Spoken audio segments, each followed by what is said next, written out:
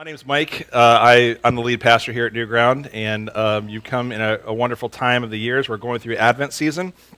We started a series last week, and if you missed last week, no big deal. It's not like you can't follow along today, although I always like to say it's kind of like a good sequel, right? You watch the whole series, you might get a little bit of a deeper understanding. But we're talking about a joyous topic called the Empire of Christmas. And it's actually one I did, I think, about 5 years ago, and I'll say I think I'm just going to say this every week because I'm just so like I have to keep listening to myself from 5 years ago, and it's really annoying. And I'm wondering, like, how am I still here after listening to this series 5 years ago? Because, man, I was really excited, number one. But, man, I think if you've been here before, we talked about resources being like, there's the garden hose, right? There's kind of like the super soaker, which is really, but then there's like another one we didn't put on there, which is the fire hose. And I felt like that whole series was like, I just turned on the fire hose. Like I had two fire hoses and I was just going and enjoying it. And I don't know what happened. I think people started leaving after that. So I didn't really realize that was a connection until now, but no, I'm just kidding. They weren't doing that. But that said, we're kind of revisiting it, but a little bit different this way, because what I want to do with the series, what we're trying to do, is talk about the events of what happened during the first Christmas. Because what I usually find with the scriptures is that a lot of things that are happening in the first century, at least in the New Testament, are things that are still happening now. And so a lot of what we're trying to do with the series is to take the events of the first Christmas story to talk about what's going on in the world at the time and why is Jesus being born at this time, in this place, in these circumstances, and then connect it to our modern day Christmas, which also has some elements of similarity, which is a little scary to think about, but it does. And so that's what we're trying to do with the series. And with that said, to see like how does this Christmas story intersect with these other stories, and what is it trying to say to us? And I find it pretty revolutionary. Not only revolutionary, but very encouraging and hopeful, which is why Christmas should be hope-filled, because of the birth of the Messiah, Jesus Christ. And so that's what I'm hoping to do. And so we're talking about different aspects of what empire does. Last week we talked about allegiance. So I entitled the teaching, I Pledge Allegiance to, and people started standing up and covering their hand over their heart. No, they didn't do that. But basically we're talking about the question that the gospel writers are asking in the scriptures when they write this narrative is, who are you loyal to? Where does your allegiance lie? And they mention all sorts of interesting things in the text about the events that are happening and the people that are there. And so it's really fascinating to kind of go through that and find out what are they really trying to get at. They had an agenda, and it was pretty aggressive language, as we found out last week, that a lot of the language that is in our Bible is, might I say, very political in nature. In fact, if you say King of the Jews, which we're going to talk about today, that's a very political term in the Bible. And we're going to talk about that today. So we know that the empire was ruled by Rome. We'll talk more about that. So today, we talked about allegiance last week. Today, we get to talk about power and equity. And so that's going to be really fun as we're going to open up to a different gospel today, Matthew chapter 2, if you have Bibles. And if you don't, we'll have it up on the screen as well. I'm going to read through just the first 18 verses, and just to let you know, we will not even come close to unpacking probably like 90% of this text. We are going to point out a few things, but there's just so much here. I probably pointed out a little more percentage 5 years ago with the double fire hose stuff. I went crazy on that, but I'm going to tone it down a little bit today. But we're going to read these verses in Matthew chapter 2 that are very fascinating. So we're starting verse 1. I think this is the New English translation, if I remember correctly.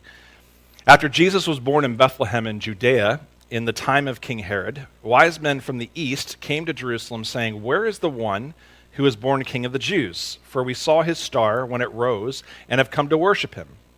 And when King Herod heard this, he was alarmed, and all Jerusalem with him. And after assembling all the chief priests and experts in the law, he asked them where the Christ was to be born. "In Bethlehem of Judea," they said, "for it is written this way by the prophet, and you, Bethlehem, in the land of Judah, are in no way least among the rulers of Judah, for out of you will come a ruler who will shepherd my people Israel." And then Herod privately summoned the wise men and determined from them when the star had appeared. he sent them to Bethlehem and said, "Go and look carefully for the child, and when you find him, inform me so that I can go and worship him as well." And after listening to the king, they left. And once again, the star they saw when it rose led them until it stopped above the place where the child was. And when they saw the star, they shouted joyfully. And as they came into the house and saw the child with Mary, his mother, they bowed down and worshipped him. They opened their treasure boxes and gave him gifts of gold, frankincense, and myrrh. And after being warned in a dream not to return to Herod, they went back by another route to their own country. And after they had gone, an angel of the Lord appeared to Joseph in a dream and said, "Get up and take the child and his mother and flee to Egypt and stay there until I tell you, for Herod is going to look for the child to kill him." And then he got up, took the child and his mother during the night, and went to Egypt. And he stayed there until Herod died. And in this way, what was spoken by the Lord through the prophet was fulfilled: "I called my son out of Egypt." And when Herod saw that he had been tricked by the wise men, he became enraged, as you normally would. He sent men to kill all the children in Bethlehem and throughout the surrounding region from the age of 2 and under, according to the time he had learned from the wise men. And then what was spoken by Jeremiah the prophet was fulfilled. A voice was heard in Ramah, weeping and loud wailing, Rachel weeping for her children, and she did not want to be comforted because they were gone. Let's pray together. God, I ask in these few moments that my words would be your words, that you would provide a fresh word to us both individually and corporately, that we would truly wrestle with how we view power and equity in our lives and what it looks like to actually live out the good news of Jesus in this day and age, all the way back when, from that first Christmas story. Pray this in the name of Jesus, and everybody said, amen. Well, maybe most of you have probably heard this phrase, or you can probably finish the sentence I'm about to say, which is this: bigger is always, look at that! Some of you actually know it. That's great. Yeah, bigger is always better, right? I mean, you've heard that phrase a lot. Bigger is always better. Now, some of you are laughing because you know that's not necessarily true. I mean, and there's all sorts of exceptions that can happen. However, I think in the culture we find ourselves in, that's pretty much generally the rule, whether people say it or not. I mean, they're going to say that bigger is definitely better. For example, if you're in any type of business and you eventually have a multiple array of staff, maybe multiple buildings, maybe even if you're special, you'll get in one of those big cities and get one of those skyscrapers, or be in several floors of a skyscraper, and you're considered successful because bigger is better. And then comes bigger salaries and all sorts of things, right? I mean, and people pursue these things. This is kind of the way that we're driven to go toward. And I've said this before, that this happens in churches as well. You know, a lot of times when I tell you when I'm going to conferences with other pastors and they ask me questions, the first question that usually comes up is, how many people do you have worshiping on Sunday in your congregation? Why? Because bigger is better. And if I say a particular number, then you won't listen to me as much because apparently I don't have a successful church. It's not my church anyway. But you know, I'm talking about the conference. This runs all throughout everything that we know because it's designed to value being bigger. You could also put in the phrase like the latest, right? Not just the being bigger, but all the latest whatever. What's the new trend, right? I mean, in an age of social media, that's kind of like a thing that gets put in our faces all the time. You find out, like if you talk to any one of our teenagers in our church, you'll find out really quick that you are definitely not with the times, all right? Like they know everything there is to know about what's actually happening in the world and what's trending. And the funny thing is, I always think I know what's trending, and then that was like 10 years ago. So, I mean, I think that's been pretty consistent throughout most of my life, even when I was a teenager. So I was a pretty awful teenager not knowing what was really trending. But you can ask them, they'll let you know all that stuff. And I bet you like 75% of you are like, I have no idea what you're talking about, right? And that's okay. That's why we have them, because they help us and they translate. But we are ingrained with this, the latest, the bigger is better. And you can even extend that to wealth, which we're not going to talk about too much today because that's going to be on Christmas Eve morning when we talk about economy and how that impacts the empire of Christmas as well. But that's a really big one. So I'm not going to talk too much about the money, but that's also, it gets used as you're noticing, an evaluative tool about your identity and belonging and purpose. It becomes this kind of like value system of some sort. And we are knee deep in it in all sorts of ways. Well, the world of the Bible was the same. And there was someone in particular, before I do that, I feel like I have to brag a little bit. Maybe I should do this, because I was not going to do this, I'm going to do it now.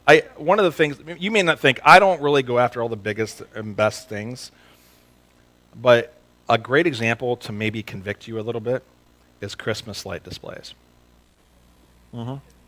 This is this was actually toned down from last year. And unfortunately, you can't see it, but that tree on the left is a twinkle tree. We call it the twinkle tree because the lights twinkle. It's very nice to look at. It's kind of serene, and you feel very peaceful. I can sit at that big window over there and just have a cup of coffee looking at the twinkle tree for like an hour or two, right? And then this year, actually, the garage was my proudest achievement. This is how pathetic I am. I hot glued every bulb on that garage to keep them straight. And man, if I show you last year's picture, but I didn't decide to do that, but if I did, you would see how janky it was compared to this year. Much, much better, right? Now, why do I do this? Now, most people, if they have a genuine, compassionate heart, would say, you know what, I just love putting up Christmas lights, and it's the season, and whatever. And I would really like to say that, but if I'm really being honest, the first thing I do when I'm done and I go outside, I don't turn toward my house. I turn toward other people's houses. And I look at all their displays. And then I'm like, yeah, I think mine's better than that one. I mean, I'm not going to say it out loud, even though I just did. I mean, like, in regular life, when I'm talking with my neighbors, I'm not going to say any of this stuff, but I'm thinking it. Now, because the thing is really quick, I realize quickly, you look at other displays and you're like, yeah, theirs are way better. Like, and there's some now, like I'm realizing I had this revelation. I actually got up on the ladder at the top of the garage. It's like 17, 20 feet in the air. And I literally, for the first time in my life, had a panic attack on the top of the ladder. Not a great place to have a panic attack is on the top of a 17-foot ladder that's shaking because I was shaking. And so I didn't get to put icicle lights up there. I was very sad. But I was also very scared. So there are other people, you can see that they're doing it. Then you know the professional people that pay the people, because you know they're the bulbs and they're always uniform. And so I mean, it's wonderful to drive around and see all the lights and stuff like that. It's great, but in a way, it's also like there's this like quasi. They're not going to tell it to each other unless the people really want to brag. But like, there's a little competitiveness. Why? Because bigger is always better, or better lights are always better. There was a man in the Bible that we mentioned today that was exactly the same way, which is King Herod. And it's interesting to call him king, but we'll talk about that in a second. But Herod was a very complex individual. And first of all, I'll say there are more than one Herods in the Bible. So specifically today, we're talking about Herod the Great. Herod the Great actually lived about actually came to power for about 40 years before Jesus was born. And he died just a few years after Jesus was born, like in the year 4. That's when he passed away. Jesus arguably was born, and then this is going on anywhere from 5 to 3 BCE. Anyway, that's what they say. But so he didn't live very, very much past when Jesus was born, but he was the person that was ruling when Jesus was born. And I say he's a complex individual because ethnically, Herod was an Arab. Culturally, the way he was raised in his family was Greek, or Rome. The Roman culture just kind of came and took over the Greek culture, so it kind of just adopted their philosophy. Politically, he was very much a Roman, and we'll talk about that in a little bit. And then religiously, he was actually Jewish, even though he himself wasn't ethnically a Jew. However, he was declared Jewish when someone conquered his town and then declared their family Jewish. So that's kind of a story. So that's him. Very complex. He's got a whole mixed bag of all sorts of things going on in his life. It sounds pretty complex. But what's interesting is this guy, I mean, if I had to really sum up the way this guy operates, he is, and I don't say this lightly, he is a ruthless monster dictator. That's who King Herod the Great was. The king was a title that was given to him by the Roman Empire. And what ended up happening is there is a rival empire to the east called Parthia. And we'll talk about Parthians a little later because we're going to talk about the Magi. And Parthia came over and they attempted to kill Herod. This is like before he ruled, or just about the time he was about to start his rule, which is about the year 40 BC, BCE, however you term that. And he was freaking out, naturally, if someone's trying to kill you, flees, escapes. They were not successful. So this happens to him. He flies up to Rome to console with the Roman Empire because he had a really good friend. His friend was by the name of Octavian. Octavian, if you remember last week, was also the person who has the same name as Caesar Augustus. In fact, Octavian changed his name to Caesar Augustus. He also had another good friend named Mark Antony. I don't know if you ever heard of him. Very famous guy. So two of his best friends are Mark Antony and Octavian. So he goes to Rome, and he goes to the Roman Senate, and the Senate says, hey, we like you. We want you. We have this region here in this Judea area that we need someone to rule over because Rome's empire, we talked about last week, went from modern-day Britain to India. It's a really large piece of land to rule over. You can't just have one emperor going everywhere. That's not how it works. So he appoints people to rule over in his stead. And so this is what happened with Herod. And so they actually deemed him king of the Jews. It was very much a political term to say he is in charge of all the Jews. It also gives a lot of credence to possibly being a Messiah for the Jewish people. This is the kind of person they're looking for, the king of the Jews to rise up. Ironically, the king of the Jews is supposed to rise up and basically overthrow the oppressive empire. And what Herod is doing is the exact opposite. He's actually for the Roman Empire. He's Greek culturally. He loves Greek culture. He also loves Jewish culture. Because one of the interesting things he did is that he refurbished the temple of Jerusalem. And by refurbish, I mean, if you could have a pimp your temple, that's what he did. Okay? So I know he went way beyond what was supposed to be required for the temple and made it ridiculously lavish and unbelievably ornate and awesome. He also added some things that weren't there that caused some division amongst people, especially Jews and Gentiles and men and women, all sorts of things that he did. But he became the king of the Jews and went back to the region. And of course, when someone comes back and claims to be king of the Jews and then also says, oh, by the way, you have to submit to the Roman way, the Jewish people are not going to like you very much. In fact, they hated his guts. In fact, I think the only thing mentioned in the Mishnah, which is the oral tradition of the Jews, is that he knew how to distribute pigeons well. That's about the only thing they mention about Herod. And they don't like the guy. They don't want to mention anything about this guy. There's a lot of historians that wrote about his rule and what he did, but not a lot of the Jewish people liked him, and it's not a very pleasant story. Let me tell you about, bigger is better for Herod, because this guy was the ultimate genius. I mean, it is interesting. He's such a ruthless dictator, and yet he was an architectural genius. Because he decided when he went to the Judean region that he wanted to be able to look over all the land that he was ruling. And if you go to that region, it's pretty much a lot of valleys and some mountainous ranges, but not much. Most of the region is just kind of like valley, desert type places. So he did like what any ruler would do. Of course, I mean, this is the natural, logical step to do. And he decided, I'm going to build a mountain in the middle of the valley. That's what every ruler does. There it is. That's today. That's the mountain that he built that. That wasn't there. And he had a very creative name for it. It's called Herodium. I know, it's really amazing. I mean, it's Herodium. That's the mountain that he built so that he could oversee all the region. And he put all sorts of crazy stuff in this, lavish things and pools and baths. By the way, it didn't rain there very much. And he found ways to funnel water into places. I mean, he was just unbelievably selfish. He was also buried there. I think I have another picture of his tomb. Do I have another picture, JJ, of the next one? Is there a next one there? Yeah, so that's actually the tomb of Herod. He was actually buried in Herodium. Buried in his own palace, of course. I mean, actually, he had 7 palaces. This is the one he probably preferred because, he named after himself. Why not?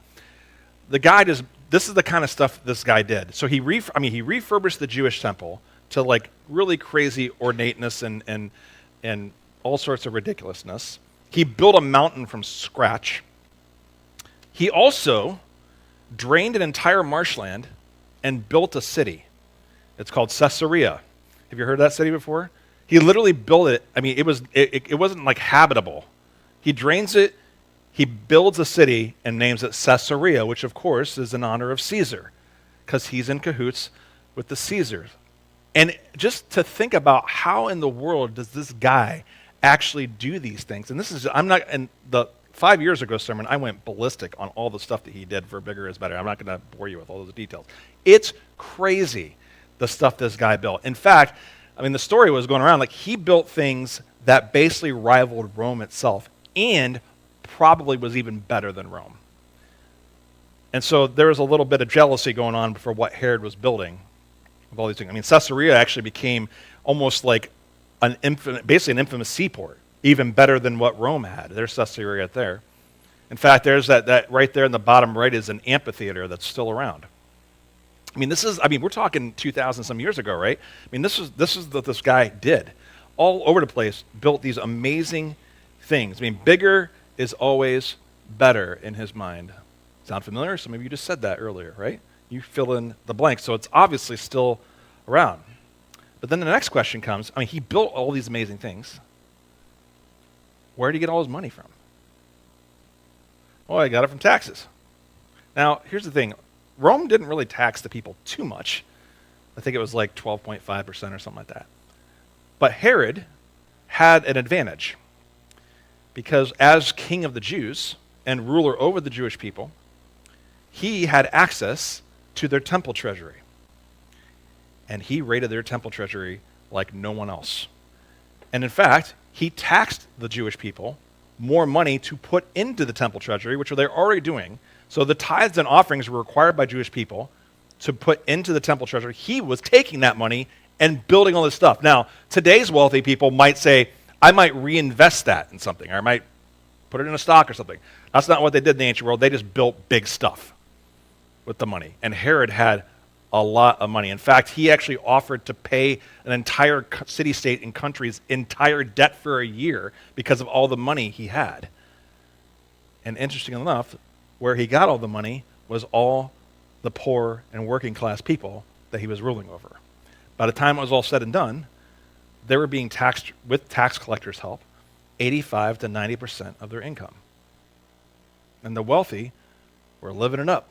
I know it's hard to imagine a world where the rich get richer and the poor get poorer, but it's Bible times. Go with me, okay? It's hard to imagine, but this is what Herod did and propagated. And the other thing was, if someone, if you see this stuff happen like today, like, hey, protest, say something. And people did. Here's what happened to everyone who did this. They were murdered. Herod killed anyone, I'm not kidding, anyone who resisted him. Immediately. Including his own family.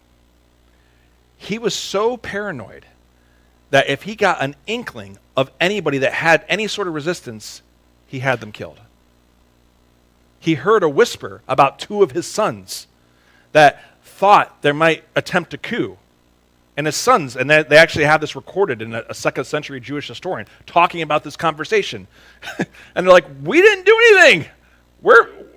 I don't know where this is coming from. And he had him killed. He didn't believe them. He actually went on a trip and told his people, hey, execute my wife if something goes wrong. He had 11 wives anyway, so he had lots of wives to go around, I guess. But, so to execute this one, he goes away, he comes back, she didn't do anything. He executed her anyway because he didn't believe her. This is what he did to everyone. By the point in time that he's doing this, I mean, even the people who are running the temple, there is no one left running the temple that is not even close to being a rebel. They're all dead because Herod killed them all. That is Herod the Great, and that's the person who is ruling when Jesus is born. That's what's happening. That's what he's like. I mean, it's interesting because you look at the Christmas story, and there's like when you tell it to children, they always leave this part out of the story at the end of the story where it's like, hey, by the way, which we'll talk about a little bit later in more detail, but he basically goes and murders every Jewish boy age 2 and under. Like that's part of the Christmas story. Well, we don't mention that to the kids, right? I mean, if you're sitting there in the parking lot listening to our light display, you're probably not going to hear that part of the story. But that's part of the Christmas story because it's so brutal. And Matthew puts it in there, which makes you wonder, why would Matthew do that? I mean, what is going on in this story? I mean, it's brutally honest about things, and there's all sorts of very interesting characters and variables, such as the Magi. Now, you heard the 3 wise men, right? We even have a song, we 3 kings of Orient are, right? Which, it's really interesting. Here's a picture that someone, has Herod with the 3 wise men. I don't know, I mean, I do know, but like, the idea that there were 3, that didn't come from the text, by the way. There's no mention of how many. There's actually way more than 3. There's a moment in history in medieval times where someone decided it was going to be 3, but it's several of them. And if you look in the text, it's really interesting because it says that he gets frightened, and then you got to think, okay, where are these Magi from? It says that they're from the east, right? From the east.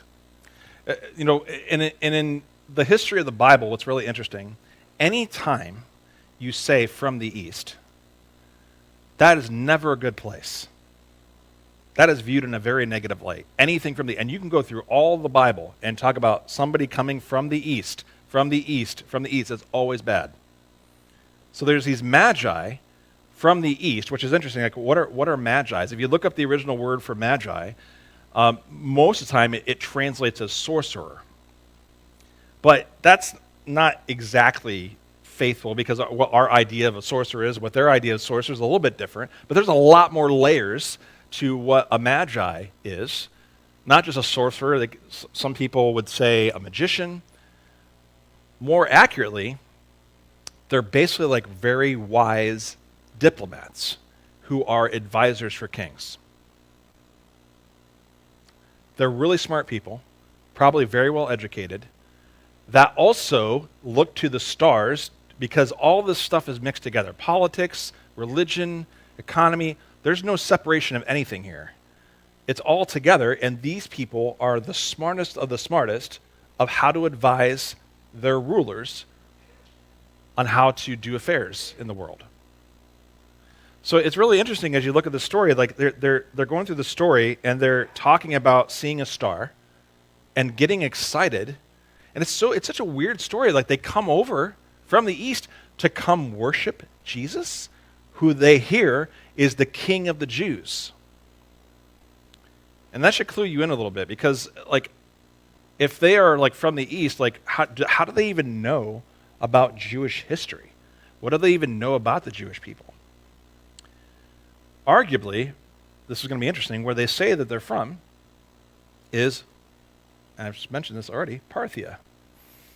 Parthia is modern-day Iran or Iraq.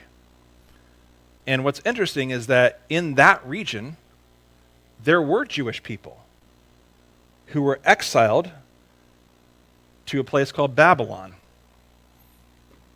And the descendants of Babylon are now the people who are from Parthia. So there's some people in their descendancy who has some sort of Jewish roots, but most of them aren't Jewish. If not, there's really none of them left that are there. But they come back because they know the story of what's going to happen when Messiah comes, and they come over and they send several people. Now, if you're Herod and you hear about, there's a bunch of these Magi that are coming from the east, from Parthia, that should raise a red flag for Herod, right? Because last time he encountered the Parthians in every major detail, they tried to kill him. So it's not really hard to understand when you look at the text, when he hears about these guys, that he's freaked out. And it also says Now it says he was disturbed. That's a very tame way of saying he was really freaking out, but he was disturbed. And all Jerusalem with him.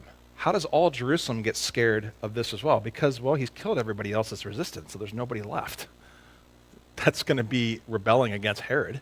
So they're all freaking out too. And all their power structure, everything they've earned allegedly or been given, is about to possibly be threatened by this child, who, by the way, Matthew says is king of the Jews. But Herod's king of the Jews. You mean there's another king of the Jews? What is Matthew doing in his text? He's saying King Herod is an imposter. The real king is being born in a small peasant town. If you were someone who was ruling over the region as the king, and someone saying, no, the real king's here, how would you feel if you were a ruthless dictator? I mean, I don't imagine all of you are ruthless dictators, or any of you. I mean, I don't want to imagine that, but you know what I mean. It's not something he would be favorable toward. And it's really interesting to see this dynamic that's happening. So that's what's happening. You got this ruthless dictator of a guy who's ruling over the Jewish people who hate him, and then there's rumors of a baby that's going to be born in Bethlehem who is going to be king of the Jews. Now, Herod is religiously Jewish, so he is not dumb about the history of the Jewish people. He knows. I mean, he helped refurbish the temple. It's obviously important to him in some way, although most of the time he just cares about looking good. He wants to look good. He wants people know he's in charge. Those kinds of things. And so last week when we talked about, because we're going to bring this down to Land of Plain, we talked about competing stories in the Christmas story. What's happening with the gospel writers is they're writing a competing narrative against what is happening in their world. And so last week it was a competing narrative of allegiance. Who is Lord? Is it Caesar, which is a common phrase that was recited, Caesar is Lord, or is it Jesus? And now we have this idea, who is the real king? And Matthew's like, it's not Herod. It's this baby that's being born. And again, there's 95% of this text I'm going to leave out today. I wish I could go into it about other things that are being. I'm not even going to go into any of the prophetical readings that are there. There's so much really rich stuff. But we're talking about the competing stories today of power and equity. Because I want to connect this. Like, how does power in this culture get obtained? Who has the power? How is it actually enforced? And Matthew is very specific about the story of the birth of Jesus compared to what their reality is. And it's really, really interesting. For Herod in Rome, power is achieved through violence, through manipulation, through force, blackmail. You treat people as products or possessions. Like, I'm only interested in this relationship so I can get something out of you, so I can move up in society. That's the way of Herod and Rome. And competition, I eliminate it. In Herod's case, literally, wipe it off the map. That is how power is obtained and enforced. And the people who have it are very specific people. Because one of the interesting things about Rome is I talked about this last week a little bit, I teased it, but they have a concept called, you might have heard of this, the body politic. Have you heard this phrase before, the body politic? It was basically Rome's way of how people are organized in society. In Rome, like, what's interesting, and this is where the table becomes really vital, is like, even like when you come to a table dinner, like a dinner table, who is at the table and where they're seated matters. What they're wearing, the type of clothes, signifies their social status. Where people are standing in relationship to the table signifies a social status. And the way the Roman body politic works is this. There are people who are given by the gods talents and abilities to be the elite, to be the people who will rule over others because they're smart. And that's how they've been gifted. And then there are other people who are on the lower end. Slaves would be one of those people whose sole purpose is to serve those in the top. Because these people are really smart, and these people can help, but they're not really that smart, and that's how this works. And if you resist this, you are actually resisting the best way there is to live, which is Rome's way. And they had a very organized system of who was in the upper echelons of social status and who wasn't. That also meant who rules, who are generals, so on and so forth, who are people in the Senate. All this stuff is organized around this politic. And so if you've got a ruler in Rome, that person is definitely going to be the type of person who is always seeking power, will do anything to get it, and that's okay. And if he can use some people along the way, that's how it works. And now there's a story that Matthew tells about an alleged king who was born in a small town that is filled with a bunch of poor peasants. To Rome or to Herod, there is no way that a true king would ever be born in a town like that. It's almost a joke. Like, why would you ever believe that anyone could be that way? It's totally against the way that power works. I mean, listen, I got a list of about this, the facts about Jesus. Born in a small peasant town of Bethlehem amongst the poor, did not have wealthy parents like most rulers did. He's not connected to the elite or wealthy or even the royalty of the empire, although he had a royal lineage, the messianic lineage. But I don't know if anybody else viewed that as royalty in the world, just the Jewish people. He always talked about not seeking power, but giving it away. You never find any ruler in Rome doing that. He walked alongside those who were the downtrodden, the people who were the lowest on the Roman body politic. This king walked alongside them and not came at them.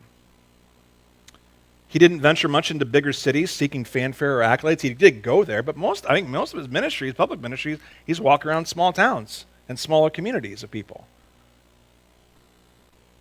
He treated every single person with equal dignity and worth, no matter if they were Jew or Gentile or Arab or male or female or poor or rich.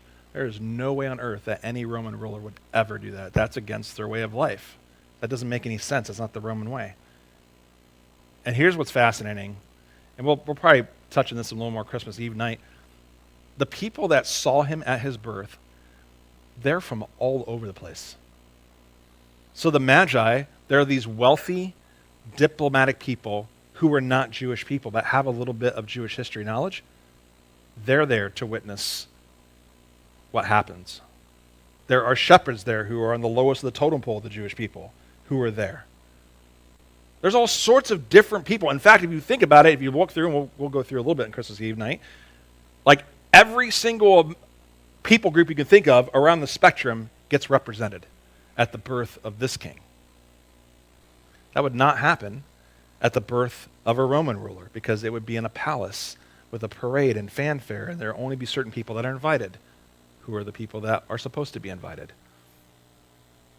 You see how these, like, even like, you think it's the wealthy, it's the foreigners, it's the poor, it's the despised. It's the most humble of origins. If there's really going to be a true king, it's a really humble origin. It doesn't make any sense to people from Rome. This is how the gospel writers choose to tell the story of the birth of Jesus. And the stuff they're mentioning, and I haven't mentioned 90% of it today in the text, is directly resistant to the way that power is done for Herod in Rome. I mean, it's pretty, that's why I say it's pretty revolutionary.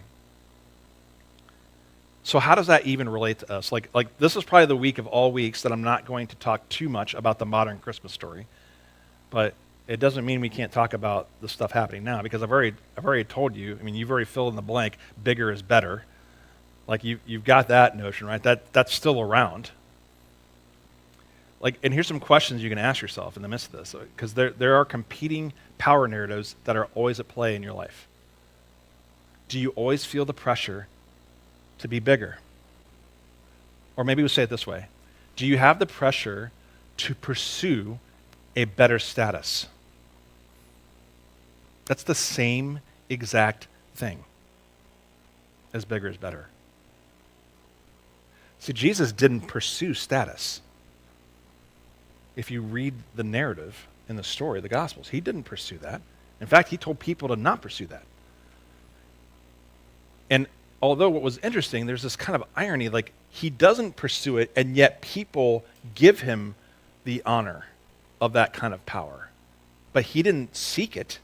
It's like it was given to him because of what he was doing, which I basically say, if I had to compare the two power stories, you can leave the slide up. I don't have a slide for this, I don't think. Maybe I do. I don't remember right now.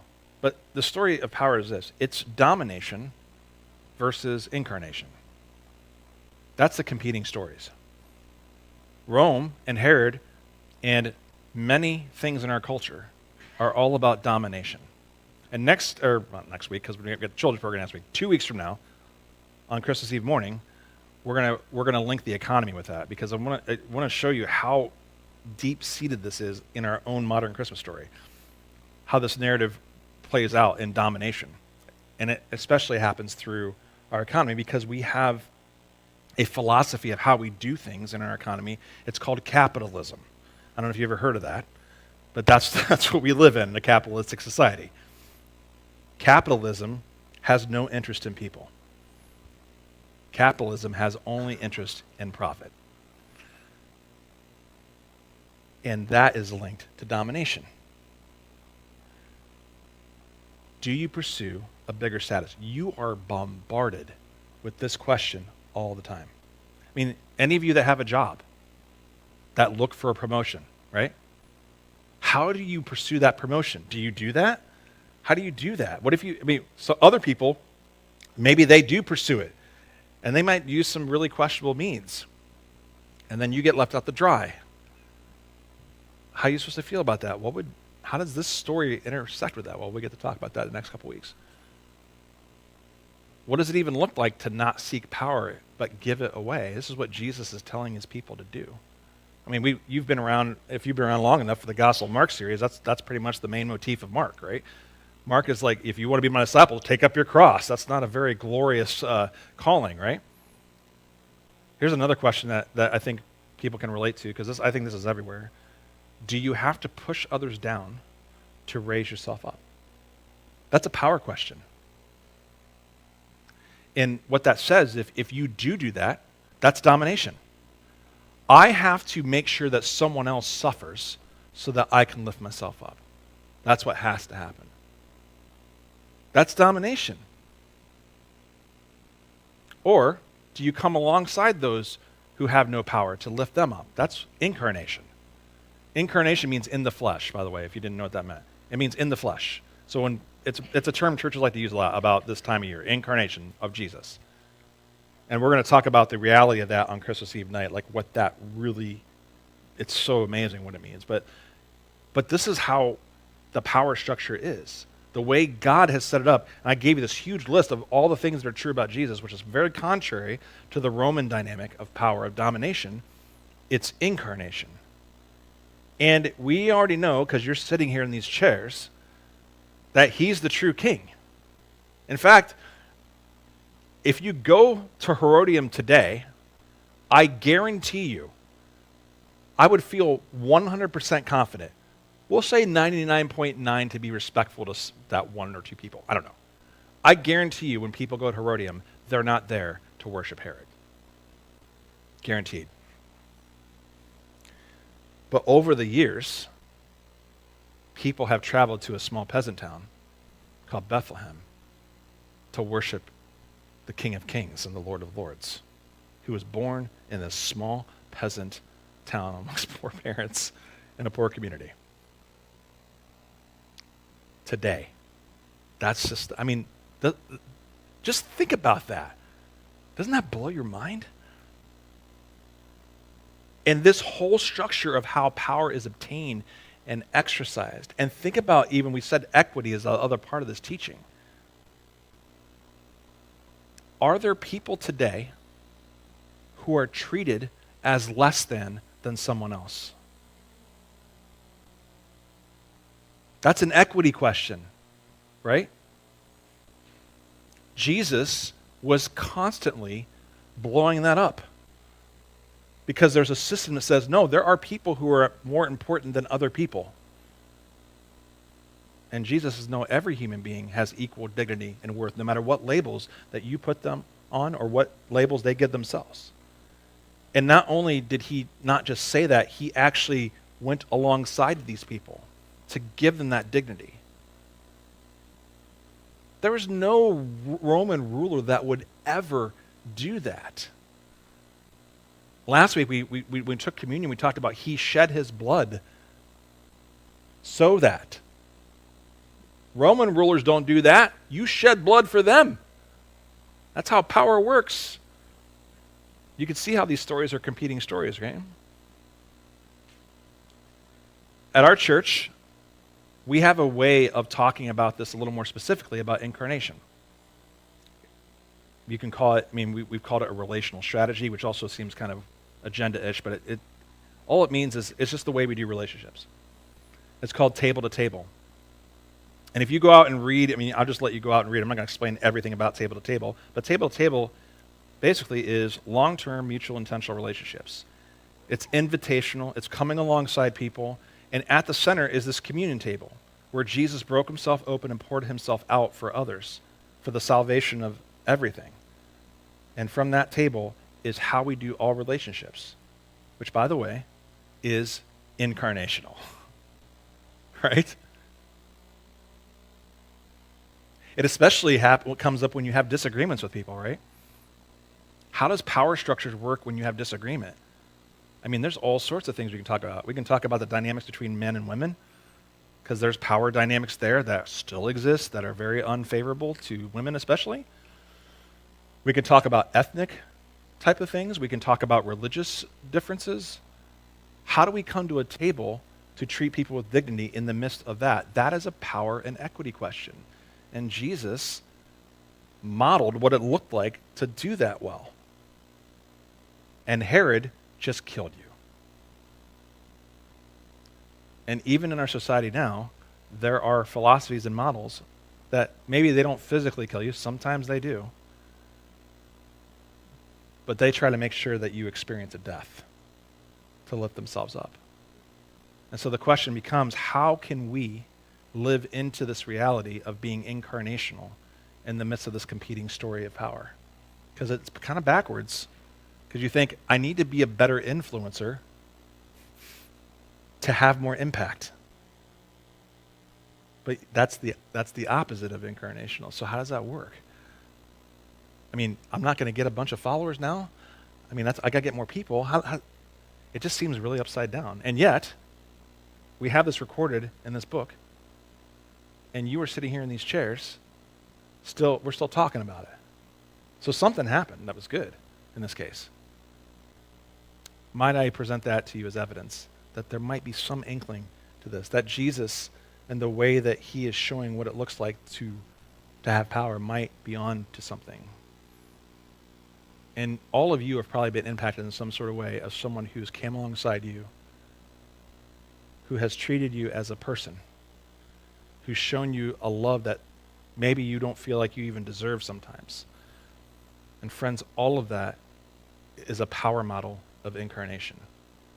And that is who we worship. And that's the way we live. When we say in this mission statement, as you walk out the door, to live the good news, that's what that means. So who is it this week that is on the underside that someone else is trying to push down? Maybe that's even you. That God's saying, you know what? You need to think about this power structure a little differently. Let's pray.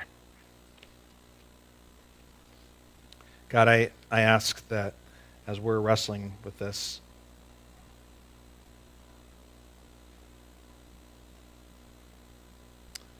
God, I think about what Paul said to the Philippian church.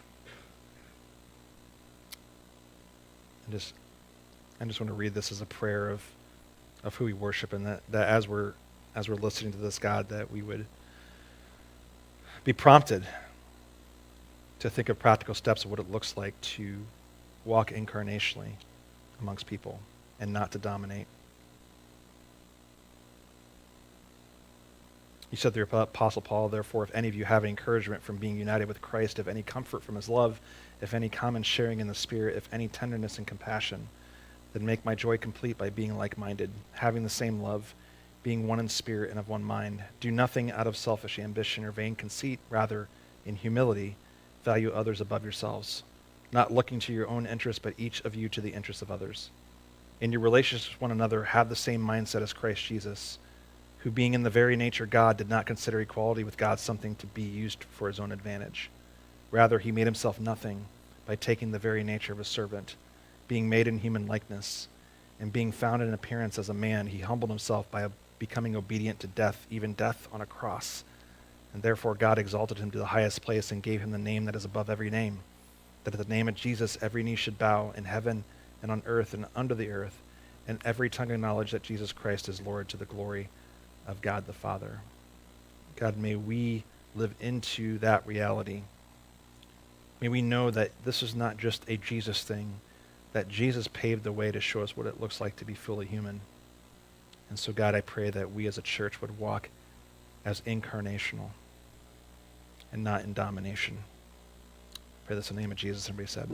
Hey, thanks for watching the podcast. If you want to connect with us, click one of the links in the description there to get to our page, where there's all sorts of ways that you can find out more information about our church community, what we're doing, and how you can get involved with that. Hope you continue to stay. Make sure you like and subscribe. Share this with your friends if you think it's meaningful. And hope you have a wonderful week. Grace and peace, friends. Grace and peace, friends.